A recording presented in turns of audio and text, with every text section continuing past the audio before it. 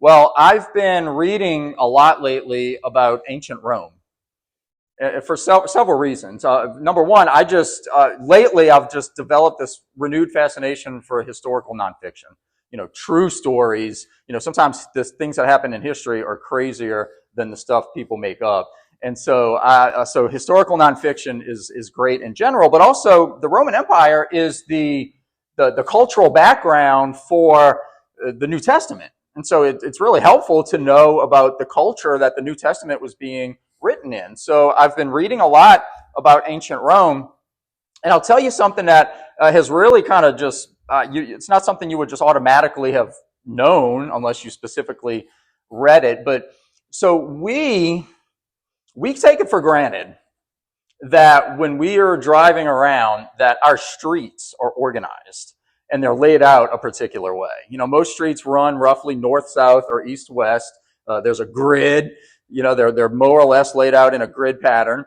And you kind of can figure out where you're trying to go, even if you don't know the names of the streets that you're driving on. For example, last week we took a ride over to the Gretna Food Bank to drop off a bunch of stuff. They're doing all this construction back here. And I don't know those neighborhoods. But what I was able to very easily do is skirt around the construction, figure out what direction I'm going in, and I made it there. I didn't know any of those streets, but I made it there because we can kind of do that. And this is just something we take for granted. But something that I found very fascinating about ancient Rome is they didn't have any long-term planning on how they laid out their city. As the city grew, they just built. And so they would build stuff. And when a building collapsed, which they did all the time apparently because there were no building codes, they would just build a new building where it was. And they would connect these new buildings in areas with roads. And there was really no vision for how they were laying this thing out. So what they ended up with was this winding mess of roads. There were two main highways in Rome that you could kind of bank on that they were going to get you where you needed to go. But all of the other roads are just, they wind, they twist, they turn, they're narrow. So when you're walking down the roads and the buildings are pressing in on both sides, you very quickly lose your orientation, your sense of direction, where you're going. You might think you're trying to go that way, and you might start down a road going that way, but the road's going to start turning and twisting and doing all these things, and you can't see over the buildings.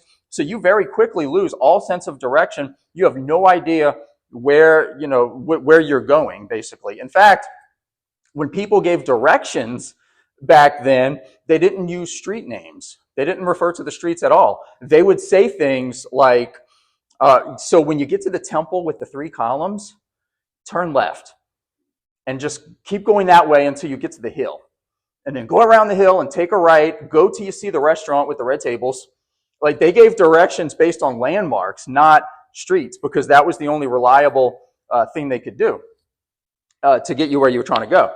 And so, fun fact, when you preach every week, you learn to find sermon illustrations in everything and anything you encounter, because I'm reading that and I immediately think of Paul in 2 Corinthians 5:17. That's the verse where Paul says, if you are in Christ Jesus, you are a new creation. The old has passed away. Behold, the new has come.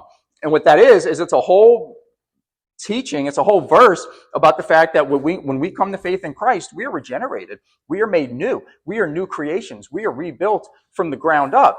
Or at least we're supposed to be. We're supposed to be. Because if we're not careful, what happens is we end up doing the spiritual equivalent of what Rome did with their roads. And we try to keep the existing infrastructure of our lives pretty much in place exactly the way it is. And then we just tack things on and build new roads if we need to. And then we act surprised when those roads don't go anywhere, or when those roads lead to dead ends, or they just, we just and don't end up anywhere. We act surprised when we're not careful. Case in point, everything we've been reading about the last few weeks. Last week with Judah, with the kingdom of Judah, the southern kingdom of Judah, we saw how because of compromise in their religious and spiritual lives, because of compromises that they allowed into their lives, they broke covenant with the Lord. That's why we talked so much last week about compromise and not compromising our values. Because what they did was, again, we saw it in the text. They listened to false teachings, they listened to false prophets, and they went astray. And that was their thing. This week we're going to get to Israel, the northern kingdom, and we're going to see that not only were they no better, they were much, much worse. They were much, much worse. Talk about try to keep your existing infrastructure in place and just tack onto it. They never could shake the pagan influences that shaped them. From their time in Egypt, when they were surrounded by that lifestyle, to the Exodus, and then when they entered into the Promised Land and were supposed to drive out the pagan peoples, all of these practices that the pagans believed in got embedded in them, and they could just never quite shake it. They should have been rebuilt and regenerated, like 2 Corinthians 5:17 tells us, but they didn't because of all these. Well, they made their own compromises, but they could never quite shake that original infrastructure and let God rebuild them. And that is what led them to having all of these issues, like the issues we're going to be reading about this morning when we get to this text, which is a lot more graphic than even some of the stuff we read last week. And last week we read some pretty graphic stuff. So in order to, I guess, fully appreciate what's going through their minds as they're listening to this, remember, this is one kind of like sermon they're listening to. Okay? And in order to just fully appreciate what's going through their minds as we pick up this morning, you really need to get back in their shoes, and you really need to think about something I called attention to last week, which is the simple fact that, remember, there's two kingdoms, the northern kingdom of Israel and the southern kingdom of Judah. Amos is from that southern kingdom, but he's in Israel preaching. And up to this point, he's been preaching about all of their enemies. So he's delivering these oracles to Israel, but the oracles are addressing all of their enemies, people that they don't like. So when Amos pops up wherever he's preaching at, and he says, hey, for 3 transgressions of Gaza, and for 4, let's back up. For 3 transgressions of Damascus, and for 4, I will not revoke the punishment. What they're thinking as they're hearing that is, ooh, we don't like Damascus. I wonder what he's going to say. And then he goes into all the ways God's going to punish Damascus. And they're like, hey, cool. That's what they're thinking, because that's how their mind works. They're like happy to hear this. And then he goes on, for 3 transgressions of Gaza, and for 4. And they're like, ooh, that's the Philistines. He's talking about the Philistines. What's he going to say now? And he goes into it. And they're like, ooh, yeah, I like this guy. He's preaching fire and brimstone on the Philistines. And then it's for 3 transgressions of Tyre, and for 4, I will not revoke the punishment. And they're like, ooh, Phoenicians. We don't like them either. Yes. And so they're getting bucked up. And then he gets to Edom, for 3 transgressions of Edom, and for 4. And they're like, ooh, he's doing the Edomites now. I like this guy. Can we call him? Can we get him to come preach here every week? Because this guy's cool, right? He's just preaching against all these people we don't like. And then he keeps going from there. Ammon, Moab, Judah. And they're like, man, this just keeps getting better. And by this time, they're like dancing. I mean, that's how I'm picturing it. They're like dancing, like, oh, who's he going to do next? Who's he going to do next? For 3, and then they hear it, right? For 3 transgressions of Israel, and for 4. Come again? What was that? You're going to have to speak into my good ear. I thought you said Israel. Amos is like, yep, I said Israel. Congratulations, you just got played. Because this whole time that you've been listening to me and saying, this is a great guy, he knows what he's talking about, well, now you're going to have to sit in it because you walked right into this one. And that's where we are when we hit chapter 2, verse 6. If you haven't flipped with me already, would you do so? To Amos chapter 2, we're going to read today verses 6 through 16. And basically what we're going to be seeing today is, last week, we looked at the Gentile nations. The Gentile nations thought they were immune to God's judgment because they had their own gods. The Jewish nations thought they were immune to God's judgments because they had the covenant. Everybody thought they were immune. Turns out nobody's immune because God judges indiscriminately. Because even though people often discriminate, God does not. And so his judgment comes equally and universally, and it's applicable to everybody. And in this case, Israel is going to learn this the hard way. So if you're there, let's go ahead and read together Amos chapter 2, verses 6 through 16. And again, we're going to encounter some pretty frank language, but Amos is just telling them like it is. He's just calling out the sin that he sees. Thus says the Lord, for 3 transgressions of Israel, and for 4, I will not revoke the punishment, because they sell the righteous for silver, and the needy for a pair of sandals. Those who trample the head of the poor into the dust of the earth, and turn aside the way of the afflicted. A man and his father go into the same girl, so that my holy name is profaned. They lay themselves down beside every altar, on garments taken in pledge, and in the house of their God they drink the wine of those who have been fined. Yet it was I who destroyed the Amorite before them, whose height was like the height of the cedars, and who was as strong as the oaks. I destroyed his fruit above and his roots beneath. Also it was I who brought you up out of the land of Egypt, and led you 40 years in the wilderness, to possess the land of the Amorite, and I raised up some of your sons for prophets, and some of your young men for Nazarites. Is it not indeed so, O people of Israel, declares the Lord? But you made the Nazarites drink wine, and commanded the prophets, saying, you shall not prophesy.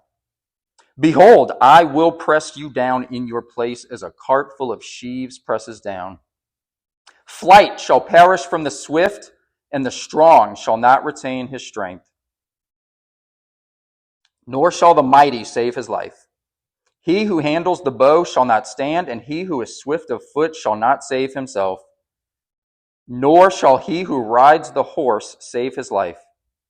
And he who is stout of heart among the mighty shall flee away naked in that day, declares the Lord.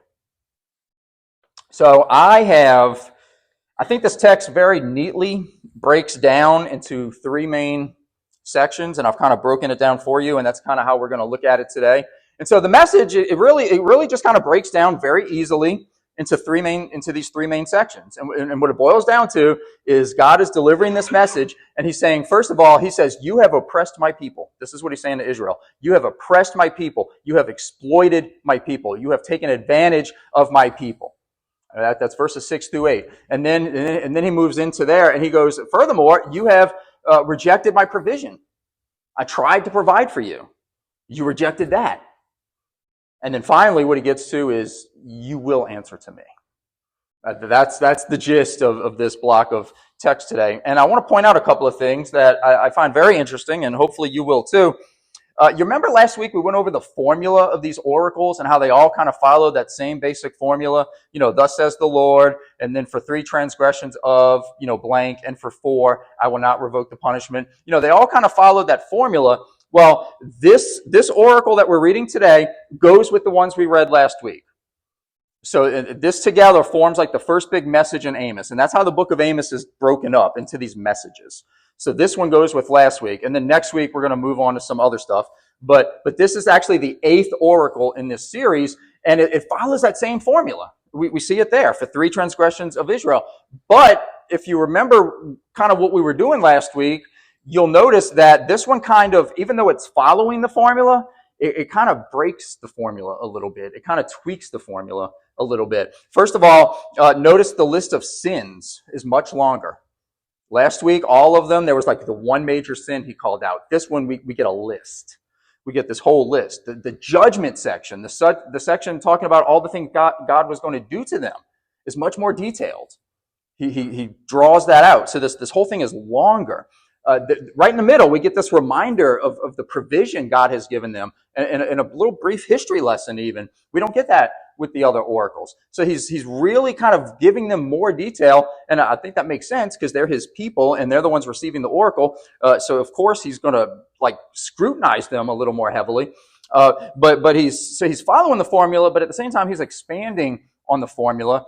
And then, to boot, notice how the nations are all being judged, because we talked about this last week also. The 6 pagan nations at the beginning of the oracle, at the beginning of the message, they were all being judged for crimes against humanity because of the way they were going after other nations and attacking other nations and things like that, and the things they were doing to those people when they did.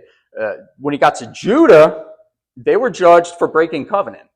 Again, the compromises. Israel has also broken covenant, but notice that when he gets to Israel, what he's focusing on is the way they are oppressing and exploiting each other. Not just each other, but specifically the ones in the kingdom who had the power are exploiting and taking advantage of those who do not within their borders. So it's something they're doing within to each other, and that's what he's calling out with them. And so with all that being said, we're going to break this down. I'll have some comments on it. At the end, we're going to make some applications and conclusions. But let's just dive into this. Let's just dive into this because there's so much. And again, this is the breakdown of how we're looking at this. So he starts off with this charge that they've oppressed the people. They've exploited the people. I mean, he picks that right up in verse 6. We have the formulaic, for 3 transgressions of, but watch this. He says at the end of verse 6, he says, because, and this is kind of setting the tone for the whole thing. He says, because they sell the righteous for silver. They're selling each other. They sell the righteous for silver, and they sell the needy for a pair of sandals. So do be aware that under Old Testament law, you could sell, if you owed somebody a large enough debt that you couldn't repay, you could sell yourself to them to work for them. It was indentured servitude is what it was. You could agree to go work for them for a set length of time and pay off that debt. And the same word in Hebrew for indentured that we would today call like a servant or an indentured servant could also be the same word for a slave. So they didn't really draw those distinctions. So that's why sometimes you see the word slave in the Old Testament when they're talking about this. This wasn't slavery the way we think of it in America in our history. It wasn't the same type of thing. It was more like an indentured servitude, but you could, and it was voluntary. You would say, I'm going to come work for you for a set period of time, and I'm going to pay this debt off. During that period of time, I guess you could say they owned you in a sense, but really not much more so than your boss owned you at work, right? Like they have certain expectations they can place on you that you're expected to follow through on. And so they would do this. But at the same time, there were laws about what you could and could not do to that person to protect them. There were time limits on how long they could work for you so that you didn't just like buy them and expect to keep them because they weren't your property. They were working for you. So there were all these protections in place. But what's happening here is the powerful people are learning how to exploit these with loopholes and things like that. They're figuring out ways to get around some of these systems, and so they're selling. He says the righteous. They're selling the righteous. They're finding ways to buy these people and exploit them. But then the part that really jumps out at me is how they sell the needy for a pair of sandals. And so basically, when you think of somebody who's needy, they're poor. They don't really have resources. They may owe you a debt. That debt may be as low as the value of a pair of sandals, is kind of what they're saying here. But for the pair of sandals, you would be willing to enslave this person and bring them into your house and make them work for you. So these powerful people who have the means to support themselves are really sticking it to these poor, more oppressed people and exploiting them and basically enslaving them illegally. And so that's what he's getting at when he says, you have oppressed my people. And then he goes on to say, you've trampled. It's as if you're trampling the head of the poor into the dust of the earth. You're just trampling over these people. You don't care a bit about them, and you turn aside the way of the afflicted. You don't want to have anything to do with them. When you see them, you just want them away from you. You'll oppress and exploit who you can, but the ones you can't, just get away from me. I don't want to see this. I don't want to see this. And then we get to the line, a man and his father go into the same girl so that my holy name is profaned. Now, originally, when I came across this, I just kind of assumed he was talking about just like general sexual promiscuity. That's how I took it. Just like in a culture where maybe everybody was just like sleeping around, and so inevitably at some point, you would end up with, a girl this weekend, again, yeah, we're going to get into some sensitive stuff that maybe your dad had been with at some point in the past, or vice versa, because everybody was just sleeping around. That's kind of how I took that at first. And then I was like, well, maybe, actually, you know what? That's probably a reference to like the temple prostitution that went on. Because remember, paganism is still in the area. They didn't get rid of the paganism. Paganism had temples to pagan gods and goddesses where temple prostitutes worked. And so it was considered part of your religious duty to go visit the temple prostitute. That was what you did. And so I'm like, okay, well, that makes sense, because then if the family's worshiping at the same temple, there you go. But something very interesting that occurred to me as I was studying for the sermon and read multiple sources that I didn't take into account. Literally every verse in this section has to do with oppression and exploitation and people being sold. I mean, you can see it right there. So right in the middle of that is this one little reference to this sexual crime. And the thought that this would just be its own thing doesn't really make sense, because it's sandwiched in between all this other language about exploitation and oppression. And so what it seems to be is actually happening here is these people he was just talking about that were being sold for silver and for the price of sandals, as they're exploiting these people and saying, oh, you owe me a nickel? Well, you're going to be my slave. Is that, they're pulling in, some poor female servant. And then once we got her and she can't go anywhere, the males of the household are just taking advantage of her whenever they can.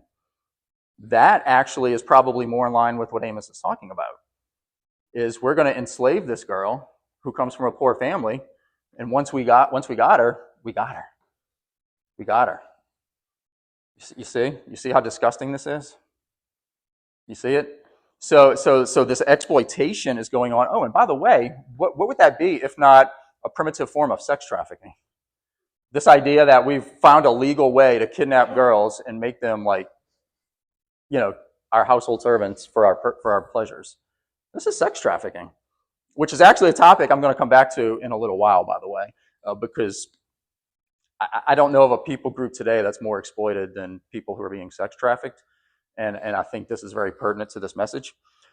But so they're oppressing and exploiting these people in all kinds of ways. They laid themselves down beside every altar, he says, on garments taken in pledge. So again, we're exploiting poor people, because if you couldn't afford like basic things and you went and you borrowed something from somebody and you were poor, do you know what you would do as part of their culture, as a good faith offering, a token to show that you're going to come back and give them their thing back? You would give them your cloak. You would give them your cloak because you needed that cloak. And that was a way of like saying, I'm coming back. Because if you didn't get that cloak back, you were in trouble. So you would give them your cloak, because presumably the poor person only has one cloak to begin with. And so there was a law that said you had to give them their cloak back before nightfall, so they wouldn't be cold, because that was it, that they needed to keep warm.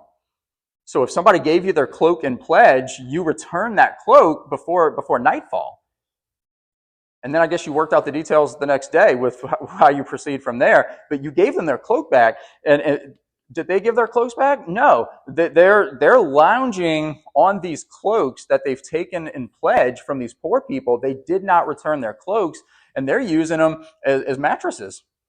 Perhaps the people in the previous verse that were going into the same girl, maybe even using them as mattresses. Like they're laying on these cloaks. They're keeping these cloaks on these garments taken in pledge. That's what that is. Next to the altar, no less. So now we're desecrating the temple. Desecrating our religion as well. See, it just goes from bad to worse. In the house of their God, they drink the wine of those who have been fined. Okay, so now this is another way you can get those poor people if you have the power. If they owe you money or they owe you something, you can take them to court, have them fined, and extract things from them. One of the ways you could do that was give me your wine. So you're this rich person, you're taking this poor person before the magistrate, having the magistrate force them to give you their wine, and then you go party with the wine that you just extorted from them. So top to bottom, oppression, exploitation. It just gets from bad to worse. And remember what I've been saying last week. This came up. God sees these things.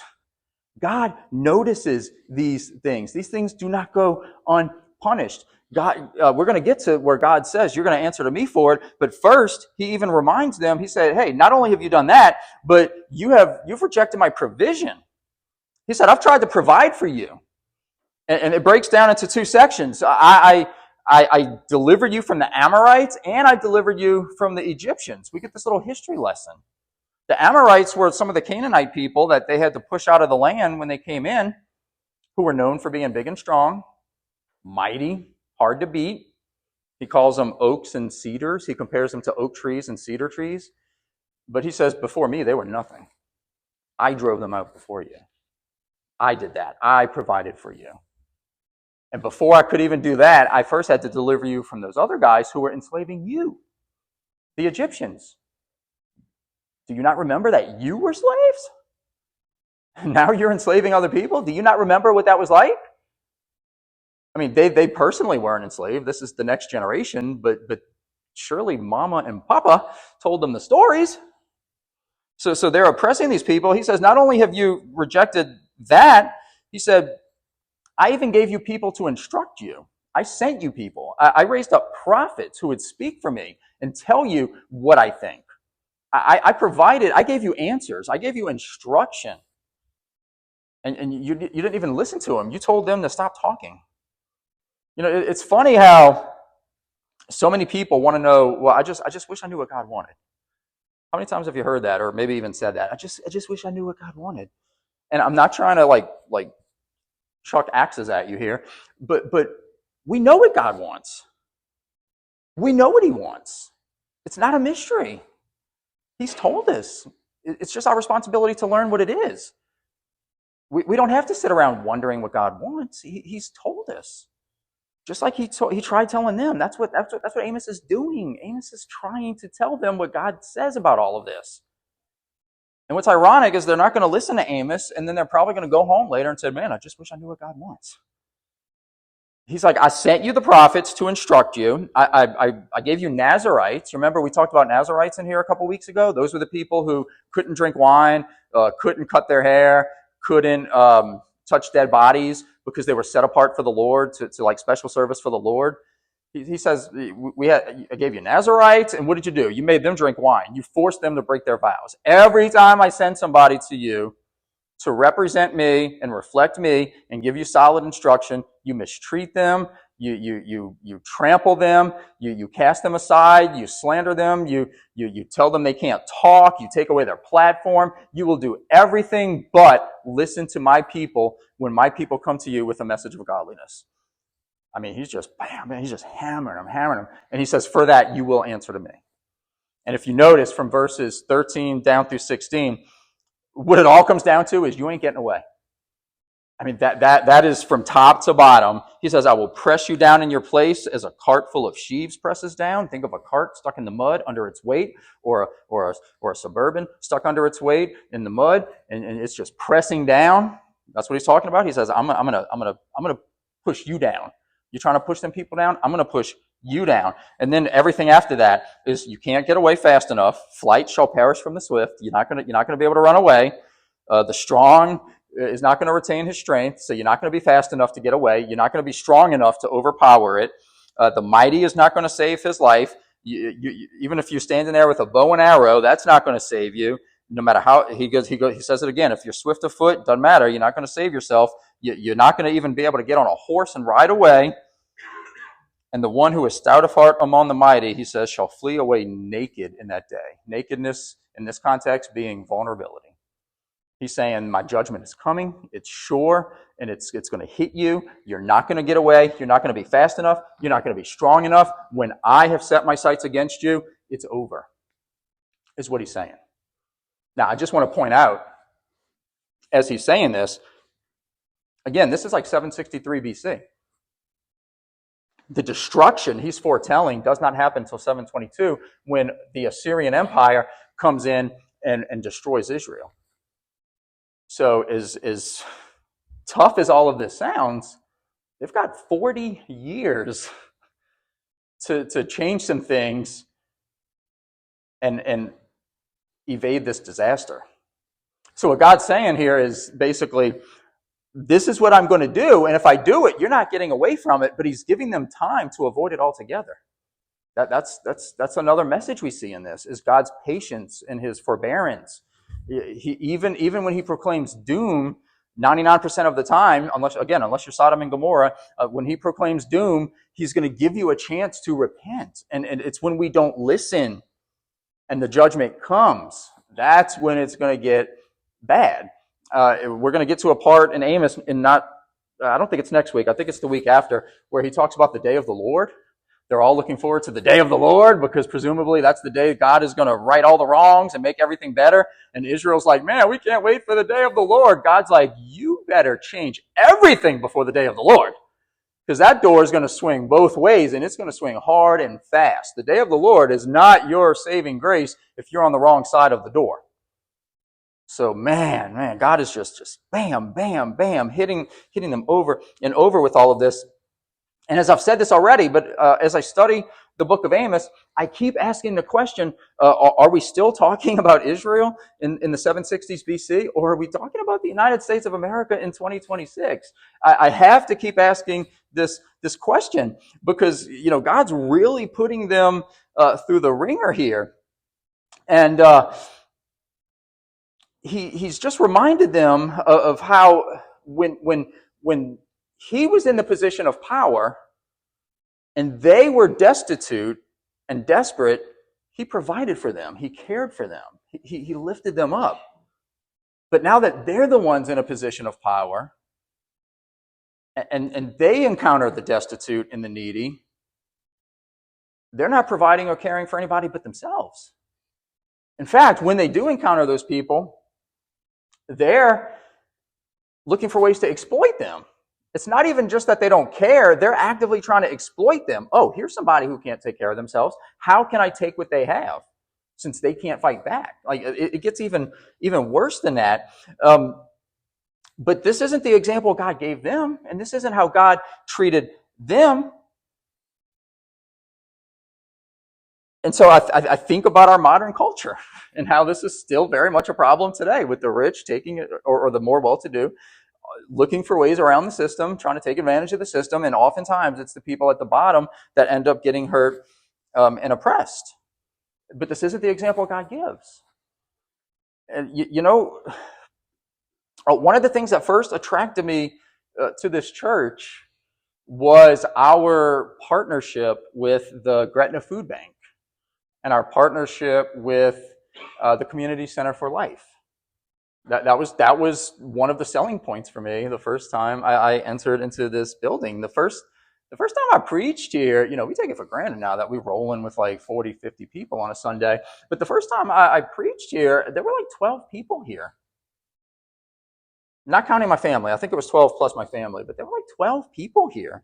This big, beautiful sanctuary, and it was almost completely empty. It was almost completely empty. But I got to talking to Ann, and we were just, talking about a bunch of different things, and I learned about the different ministries, like the Gretna Food Bank and the Community Center for Life. And the thing that was so impressive was you did not allow your low numbers to stop you from caring for the less fortunate people in the Gretna community. It would have been so easy to say, we can barely sustain ourselves. Like, we're in the red every month in tithes and offerings. Like, we can't do this. And to turn completely inward. But you were still looking for ways to actively serve the community. And that really impressed me. And that really spoke to me about the character of this church and gave me the warm and fuzzies. And then when talks started happening, I was very excited about the possibility of coming here and just seeing what we could do. And that's great. And that's terrific. But Amos isn't just talking about the poor here. He's not. He's talking about people being actively exploited because they don't have the power to defend themselves from it. And I look around in our contemporary culture, and I realize, again, that people are still being exploited today in all of the exact same ways that they were being exploited in Amos's day. The who's and the what's and the when's and the how's may have changed, but the exact same ways that they were oppressing those people in that text, we still see today. People are still being cheated out of their stuff, left and right. People with the power are still victimizing the people without it, still looking for ways to beat the system. Slavery is still a thing. Slavery is still a thing in 2026. How crazy is that? I trust everybody in here realizes that slavery did not begin or end in the United States of America. Like, you do know that, right? Like, this is very important. Slavery has been around pretty much since the dawn of humanity. Israel was enslaved in Egypt. I mean, in like 6000 BC or whatever that was. No, I went back too far. But this has been around since like the dawn of humanity. Slavery, it's existed on every single continent, every race and culture at some point in its history has been enslaved and probably owned slaves.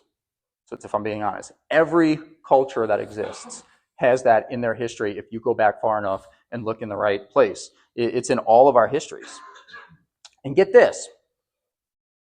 Right now, right this very moment, there are 50 million people in this world living in slavery. There are 50 million slaves in the world right now. How is that even possible? It's nuts. It's nuts. At this moment, as I give this message, 50 million slaves are doing slave labor around the world. And 36% of those people are sex slaves. They're victims of sex trafficking. Just like what he was talking about. 36% of those people have been kidnapped, rounded up like cattle, or tricked in some way, and then shipped off somewhere, possibly to a different country or continent altogether, to be taken advantage of. 36% of that number of the 50 million. And of those people, 38% of those people are children.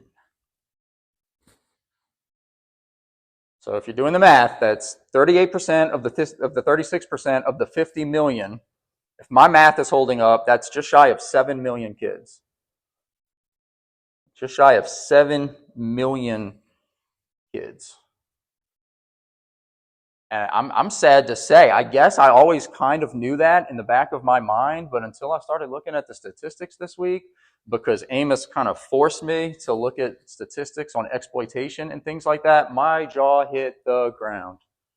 Because I can tell you, in a very vague way, I've always felt bad that that's a thing, but now it's like slapping me in the face. And I'm thinking to myself, like, whoa, what do we do about this? Like, this is real. This is real. And we just saw an entire people group get judged for doing absolutely nothing in the face of these types of conditions. Does God expect less from his church today than he did for Israel back in the day? Or does he expect less from us than he did from them? I don't think so. So what are we doing? I don't just mean us right here in this room, but I mean, what are we doing? What this is something we need to be taking seriously. I just found out, I think Tim Tebow apparently is now really getting on this and trying to make this a thing that people are aware of. And I'm glad to hear that. I really am. So between Gretna Food Bank and Community Center for Life, we're off to a really good start. We're off to a really good start. But at the same time, something tells me, as I've been thinking about this week, something tells me if we put our heads together, all of us, we can also come up with some ways to help the victims of these kinds of crimes. We can go even further. We can push that needle further. If we just put our heads together and think about it, maybe that would come through partnering with an organization that already does this kind of stuff. I was looking into some of those this week. The Priceless Initiative is one. Rescue Hope, I think, is the name of the other one. Rescue America, sorry.